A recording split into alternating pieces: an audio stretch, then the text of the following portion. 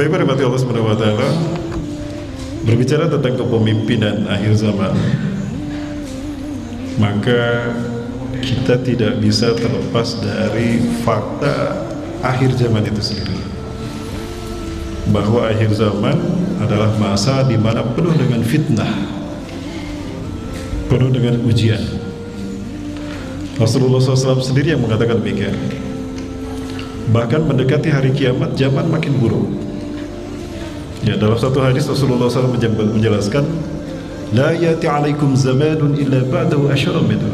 Tidak akan datang satu zaman, satu masa, satu tahun, melainkan zaman, tahun, masa itu lebih buruk daripada tahun sebelumnya. Ya. Jadi jangan berharap dari segi umum, secara umum kata Rasulullah, tahun depan akan lebih baik daripada tahun ini. Tidak. Makin dekat dengan kita dengan hari kiamat, maka zaman makin buruk. Ya, dipikir-pikir kalau kita rasakan, terbukti tidak Bapak Ibu? Bukti, nggak mungkin Rasulullah berkata dusta. Hadisnya sahih, insyaallah. Bahkan buruknya akhir zaman tadi akan diikuti dengan indikator-indikator lain yang mendukung kebenarannya. Artinya ada faktor-faktor pendukung sehingga zaman mendekati hari kiamat itu makin buruk. Sebagai contoh Bapak Ibu sekalian, Rasulullah SAW menyebutkan beberapa hal apabila terjadi itu indikasi kiamat akan terjadi, atau dekatnya kejadian hari kiamat. Dalam sebuah hadis Rasulullah SAW mengatakan, ini saya temukan hadisnya di dalam kitab An-Nihayah fil Fitan wal Malahim karya Al-Hafiz Imam Ibnu Katsir rahimahullah, atau di dalam kitab yang sama Al-Bidayah wa Nihayah, atau juga di dalam kitab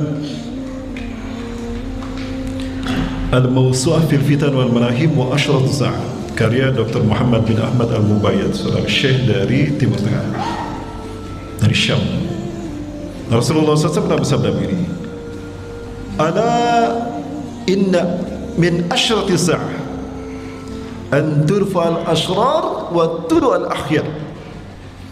Ingatlah dari tanda telah dekatnya kejadian hari kiamat. Ingatlah dari tanda akan terjadinya hari kiamat adalah an turfa al-ashrar, orang-orang buruk akan muncul ke permukaan memimpin dunia. Waktu doa al-akhyar, sementara orang-orang yang terbaik pilihan umat di muka bumi ini akan disingkirkan. Ini ciri pertama yang harus disebutkan, bahwa kiamat telah dekat kejadiannya.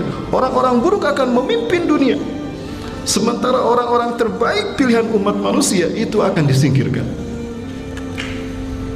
Nah, ini tanda yang pertama yang disebutkan Rasul dalam tiga tanda yang disebutkan Rasul dalam hadis ini. Dari tiga tanda yang disebutkan Rasul dalam hadis ini, sudah terjadi belum Bapak Ibu? Sudah.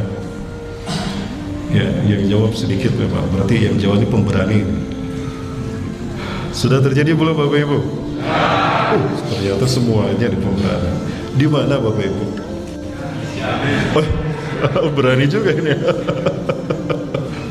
Jangan bilang di Indonesia nanti ditangkap Bapak Ibu. Terjadi di luar negeri sana, di negeri entah berantah, di negeri autopilot. Ya, kalau enggak ya di negeri 62 lah. Karena ini merupakan sistem, maka ketika yang satu terjadi, yang dua ini pun pasti terjadi. Yang kedua, ala inna min asyrati sa'ah, ingatlah bahwa tanda kiamat akan terjadi. Antubahal qaul wa tuhzanal amal, wa tukhzanal amal. Munculnya perkataan-perkataan buruk caci maki di muka bumi. Dan itu bukan hanya ditujukan kepada orang mulia, orang baik, ulama. Nabi pun tidak luput dari perkataan buruk. Sudah terjadi belum? Wah, ini lagi ramai kan? Prancis. Ya, kalau ini kita berani mengatakan. Di mana Bapak Ibu? Wah, berani kan Prancis. Yang ketiga, ala inna min asrati sa'ah, ingatlah dari tanda kiamat akan terjadi. An tutslal mathlah fala yujadu ahadun man yughayyiruha. Dibacanya mathlah dan susah ditemukan orang yang bisa merubah budaya itu, budaya pembacaan masnah. Para sahabat bertanya, famal masnah ya Rasulullah?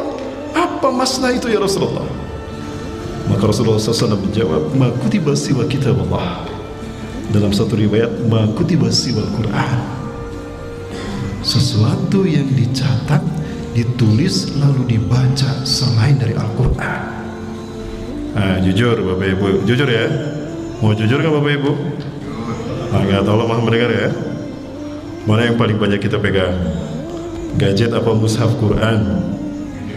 Nah, kan? Gadget ya. Nah, ini lepas lah. Jadi ini tanda dekatnya kiamat nih Bapak Ibu.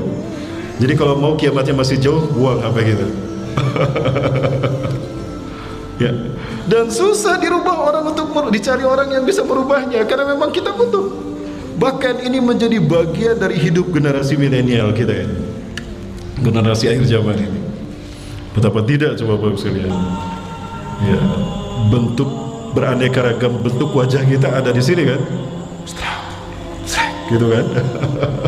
Apalagi Bapak Ibu, identitas kita ada di sini, biodata kita ada di sini, keuangan kita ada di sini, agenda harian kita ada di sini, luar biasa.